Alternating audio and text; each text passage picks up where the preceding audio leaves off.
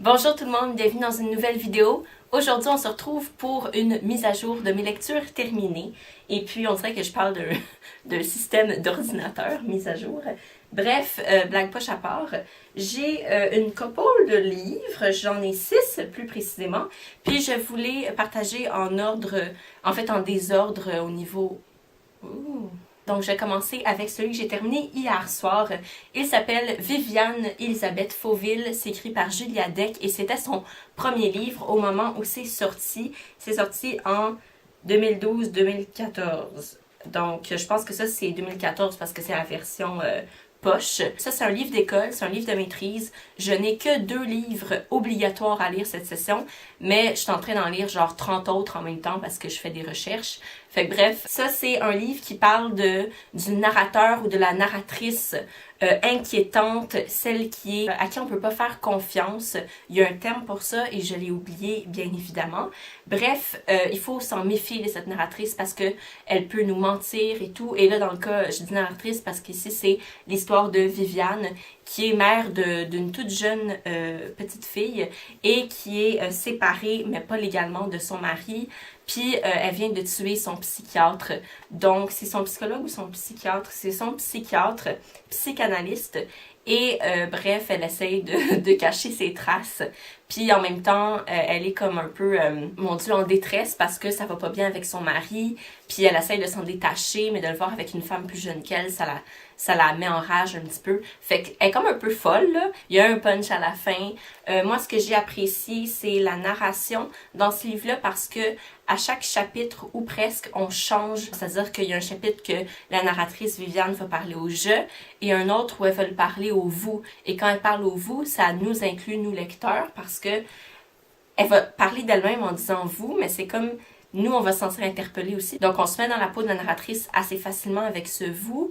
Mais en même temps, on s'en méfie, puis on est comme pas sûr parce que justement, elle a l'air un peu dérangée, ayant tué ce psychanalyste avec tant de sang-froid. Et je l'avais pas dit, mais c'est publié aux éditions de Minuit, version poche. Je préfère vraiment les versions classiques des éditions de Minuit, mais là, à la librairie, ils avaient que la version poche, fait que je pognais avec... une maudite image laide, là, évocatrice du récit, mais maudit qu'elle est laide, là. Ensuite, pour la radio, j'ai lu L'oiseau de ma mère de Nathalie Thibault chez Loi de Cravant Montréal. Je vous présente pas toutes les lectures que j'ai lues pour la radio, mais celle-là, je voulais vous la présenter parce que je l'ai vraiment aimée et je trouve que c'est une œuvre originale. Fait que si vous vouliez aller lire de la poésie, mais avec plein d'images puis des collages, donc un peu, qu'il y ait un peu d'intermédialité dans tout ça, ben je vous conseille L'oiseau de ma mère. Dans le fond, c'est des poèmes écrits par Nathalie Thibault qui portent dans la thématique générale sur sa mère, mais c'est pas tout sur sa mère. Il y a beaucoup de contrastes. On parle de la vie de famille et des difficultés qu'il y a dans la vie de famille.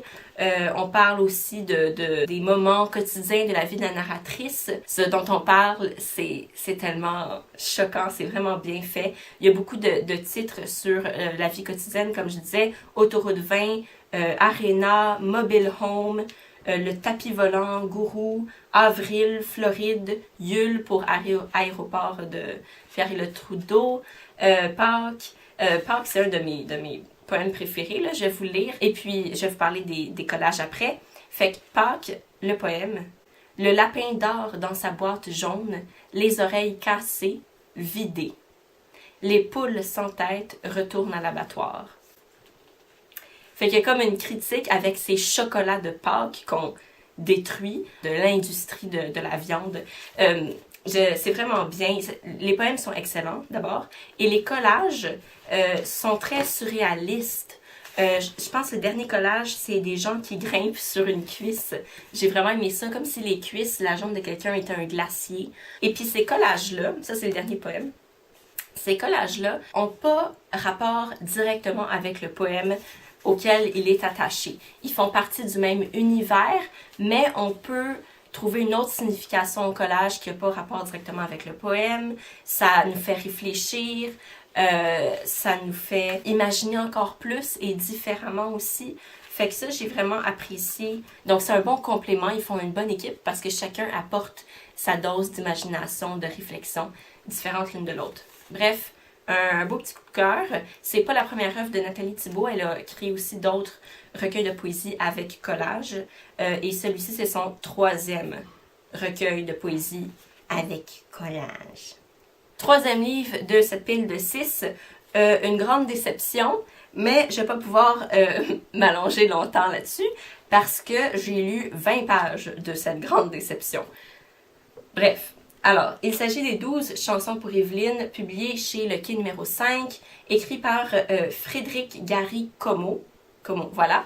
Et j'ai pris le livre pour une raison très superficielle, c'est écrit Evelyne. Et comme je vois rarement des personnages qui s'appellent Evelyne, ben je me suis dit, je vais prendre un livre à mon nom, puis ça va me flatter, puis ça va me faire lire un livre de plus. Quand j'ai commencé cette œuvre, j'étais déçue, puis irritée, puis dégoûtée par le contenu de la narration. Fait que c'est pas mal écrit, c'est très bien écrit. Sauf que le personnage principal, qui est un homme, veut fuir. Là, il y a quelque chose qui se passe pas bien dans sa relation. C'est ça, il a l'impression que sa blonde le fuit ou qu'il y a quelque chose qui fuit dans leur relation. Puis il dit, OK, sur un coup de tête, tu sais, je vais partir en voyage. Avant de partir en voyage, il s'en va voir des amis. Et ça, c'est dans les toutes premières 20 pages, hein, parce que comme je vous ai dit, tu sais, il y a genre... il y a genre 300 pages là-dedans, 280 pages, j'en ai lu 20. Et puis là, il va chez ses amis qui sont en couple, donc un homme et une femme. Et puis là, il se lâche lousse, puis il parle de sujet. Puis c'est parce qu'à chaque moment d'une conversation que le personnage a avec quelqu'un, il va trouver un moyen d'insérer des saviez-vous que ou sortir toute sa culture à des moments où ça ajoute rien à l'histoire. Fait que c'est juste too much. Puis à un moment donné, il embarque finalement dans l'avion, il est assis à côté d'un monsieur, puis ils se mettent à jaser.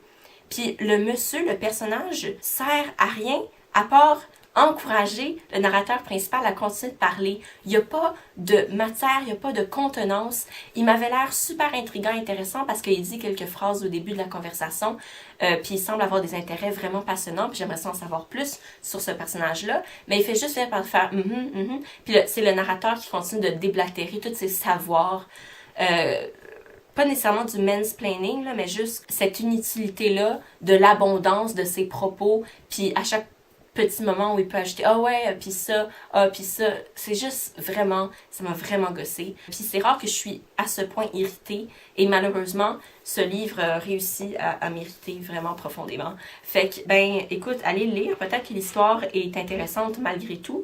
Je sais pas c'est quoi la suite de l'histoire. Si je retombe sur un autre de ces livres, j'irai lire ça pour voir si j'aime mieux ça, mais celui-là, non. Ensuite, on tombe dans un coup de cœur, un énorme coup de cœur.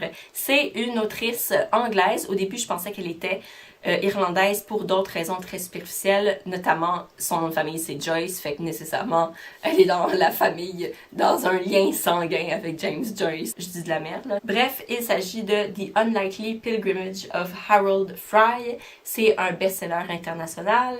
Et ça a été publié il y a quelques années là, déjà. Là. C'est pas neuf. Mais aujourd'hui, hein, qu'est-ce qui est neuf? Si c'est l'année passée, c'est déjà vieux. Publié en 2012. Mon Dieu, c'est à l'ère des dinosaures. Je suis vraiment en feu aujourd'hui pour des trucs de merde. C'est un livre que j'ai découvert sur la chaîne d'une autrice qui fait des vidéos. Elle s'appelle Jen Campbell, voilà. Et elle avait dit à la caméra, à nous, qu'elle aimait bien ce livre-là parce que le personnage principal lui faisait penser à son grand-père qui aime prendre des grandes marches dans la vie. Et mon grand-père prend tout le temps des marches le matin, fait que j'étais comme, je m'en vais lire ce livre-là. C'était si bon. Il y a une grande humilité, une grande humanité dans ce livre-là et un mot que j'ai de la misère avec ça, une grande authenticité. C'est l'histoire de Harold Fry qui a genre 62 ans, là. Il habite avec sa femme qui s'appelle, je me souviens plus, mais Maureen, c'est un nom très connu en Irlande. Maureen, très commun plutôt. Et puis, ils s'entendent pas bien, c'est très froid leur relation, ils dorment dans des chambres séparées.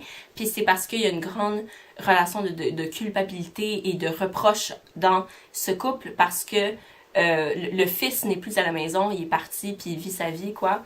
Et Maureen reproche à Harold d'avoir donné aucun amour à son fils, d'avoir pas entouré son fils de sa présence, d'avoir pas contribué à l'élever, de l'avoir pas touché physiquement de toute sa vie, tu sais, pas de câlin, pas d'amour paternel. Fait que ça, c'est leur relation. Et Maureen fait tout pour Harold, et Harold est un peu végétal, c'est un homme à la retraite, et puis il fait pas grand-chose de sa vie à part rester assis sur sa chaise. Et un jour, il reçoit une lettre d'une ancienne collègue de travail qui lui dit merci pour ton amitié, ça fait longtemps qu'on s'est pas parlé, je veux juste te dire que j'ai le cancer. Fait que cette madame-là, qui s'appelle Queenie Hennessy, elle habite à Berwick-upon-Tweed, qui est un village, une ville complètement au nord-est de l'Angleterre, à la frontière de l'Écosse. Et Harold Fry habite dans le sud-ouest de l'Angleterre, dans la petite pointe, là. Fait qu'ils sont complètement l'opposé. Fait que là, Harold, il capote, là, de voir que son ami a le cancer. Fait que là, il lui écrit une lettre, il dit, il faut que je lui réponde. Puis un matin, il se lève, puis il va marcher à la poste pour aller lui envoyer sa lettre. Puis là, il se dit, ben tu sais, il est encore tôt le matin, je peux aller à la prochaine poste pour prendre une petite marche. Puis finalement, il arrête jamais de marcher. Puis il a la lettre de Queenie dans sa poche, puis il se dit, en arrêtant à un garage, puis en parlant à une fille, il réalise que, oh mon Dieu, je veux aller porter la lettre à Berwick-upon-Tweed à pied. Avec des petits souliers, pas de marche, là. Tu sais, il est habillé pour sortir dans son jardin, là. Fait que c'est un pèlerinage, c'est une histoire de pardon, c'est très chrétien là, comme valeur, là, le pardon, puis s'aimer soi-même, puis s'accepter, puis pardonner à ses erreurs passées, puis réaliser l'amour qu'on a dans notre vie, les personnes qu'on a dans notre vie qui sont importantes et qu'on les aime, va rencontrer des gens, fait que là, ces rencontres-là, qu'est-ce que ça lui apporte dans sa vie, comment il se sent par rapport à ces gens-là qui lui racontent toute leur vie, les douleurs physiques que Harold Fry va ressentir. Il a 62 ans puis il n'a jamais marché beaucoup, il n'a jamais fait cette marche de sa vie. Il n'est pas entraîné, fait que nécessairement il va avoir mal. Qu'est-ce que ça va lui apporter, lui enlever? C'est vraiment très excellent. Il y a une suite, c'est quelque chose Queenie Hennessy. C'est avec le nom de Queenie, sa couverture à la place de Harold. Puis j'ai vraiment envie de lire la suite parce que à la fin de ce livre-là, je me dis ça se peut pas qu'il y ait une suite. Comment ça se fait? Fait que ça va être vraiment intéressant. Puis ouais, fait que je vous le conseille. Ensuite, on a All We Shall Know de Donal Ryan, qui est un auteur irlandais. Je l'ai acheté parce que Ariel Bissett l'a lu et c'était son livre préféré de l'année 2016. C'était un auteur irlandais, fait que là j'étais comme, il faut que j'aille le lire. Puis finalement, pour moi, j'ai aimé l'histoire, mais c'est pas un coup de cœur, puis c'est certainement pas ma meilleure lecture de l'année. Je pense qu'elle m'a beaucoup moins frappée dans les guts que ça l'a fait à Ariel Bissett. Puis je pense que c'est ça la puissance de ce livre-là, c'est que ça te frappe dans le ventre. Puis il y a encore beaucoup de valeurs chrétiennes dans ce livre-là. Je le mentionne comme ça parce que j'ai l'impression que si je faisais juste vous nommer les valeurs du livre, vous déduiriez vous-même que c'est très chrétien comme atmosphère, puis c'est pas religieux pour autant, là.